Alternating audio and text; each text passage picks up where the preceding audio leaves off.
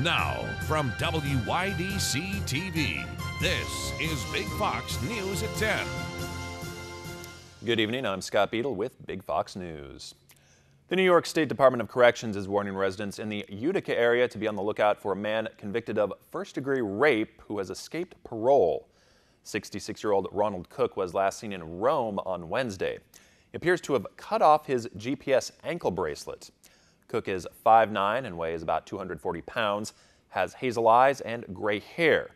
If you do see him, call 911. Chemung County property owners will not see a tax increase this year. County leaders have unveiled next year's budget, and for the 13th straight year, the tax rate in Chemung County will hold steady at $6.86 per $1,000 of assessed property value. The total spending budget proposal calls for more than $191 million, up 1.2% from last year. That's to cover county employee salary increases, airport expansion, and to add in Elmira City employees to the county health insurance plan. Ground is broken for Elmira's latest affordable housing development. Chemung Crossing will add 45 new affordable housing units and about 3,800 square feet of commercial space on South Main, Harmon, and West Henry Streets. It includes new construction of 6 buildings and rehabilitation of 2 historic buildings. First buildings are expected to be available in the next 6 to 8 months. You can help honor military members and veterans laid to rest at Woodlawn National Cemetery in Elmira over the holidays. Cameron Manufacturing is looking for wreaths and volunteers to lay them on graves for Wreaths Across America Day. That's coming up on December 16th. Nearly 300 wreaths have been secured so far, but there are 7,800 graves at Woodlawn. To learn more, visit wreathsacrossamerica.org. Well, our weekend is off to a very wintry start, but there are some warmer days ahead. Chief Meteorologist Chris Summers is up next with your Big Fox forecast. Here's your local stock market update from Big Fox.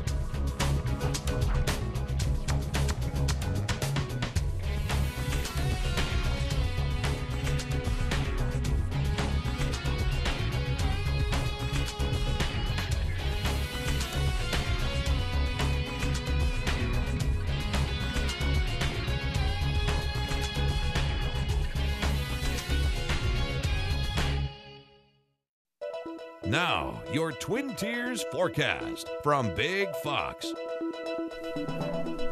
And welcome back, everyone. A happy Friday to us, but definitely a cold Friday across the Twin Tiers. The highs today basically stayed in the 20s all day long. 24 degrees, a high temperature today in Bath, 26 in Watkins Glen, 27 our high temperature here in Elmira, 23 degrees Ithaca.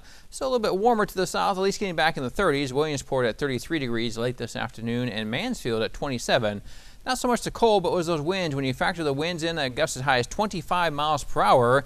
We had feel-like temperatures or wind chills into the single digits and teens across much of the area here today. Felt like 7 degrees in Bath Lake this afternoon. Felt like 6 degrees in Ithaca with the wind and the cold temperatures. Felt like 18 here in Elmira. Feeling like 12 degrees in Corning as we head into the overnight hours of tonight. Now, winds will die down a little bit, but definitely seeing temperatures drop too.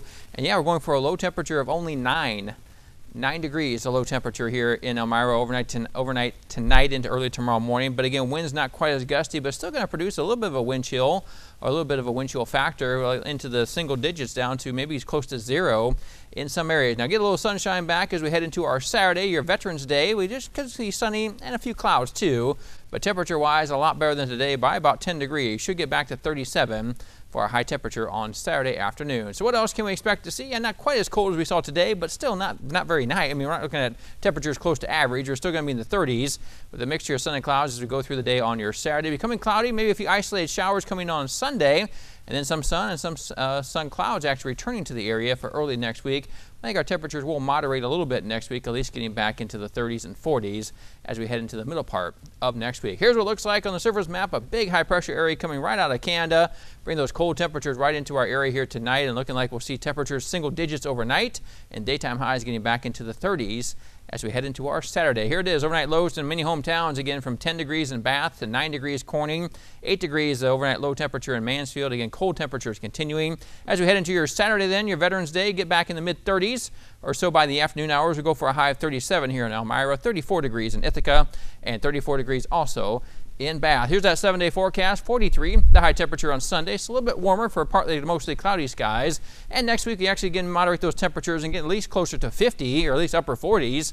Back in the forecast Tuesday, Wednesday, and Thursday as we head into next week. Overnight lows not quite as bad either. We'll see them back into the 30s, at least mid-30s or so by the middle part of next week. But definitely a cold one today and actually tonight too, with that single-digit temperatures. The coldest weather so far this season is definitely in the forecast here overnight tonight and early tomorrow morning. Tiptoeing back up over the next week, though. Yeah, not going to hang around. That's the good news. It's actually going to kind of find its way back to Canada for a few days, and we're going to get a little bit warmer next week, which should actually be pretty nice here for our area. All right. Well, another blessed event may be in store for April the giraffe. Yeah, she could be pregnant again. The owner of the Animal Adventure Park in Harpersville, New York, is neither confirming nor denying whether April is expecting. But last month, zoo officials said love was in the air for April and Oliver, and April has been cleared for another pregnancy. Last April, the world watched with great anticipation, waiting for April to have her first baby. Millions of people watched a live stream as she went into labor. After 65 days, she finally gave birth. To Tajiri. Tajiri, yes, Tajiri. So 65 days she's had to sit there and wait for that. Big event, yeah. Thanks for joining us on Big Fox News. Have a great night.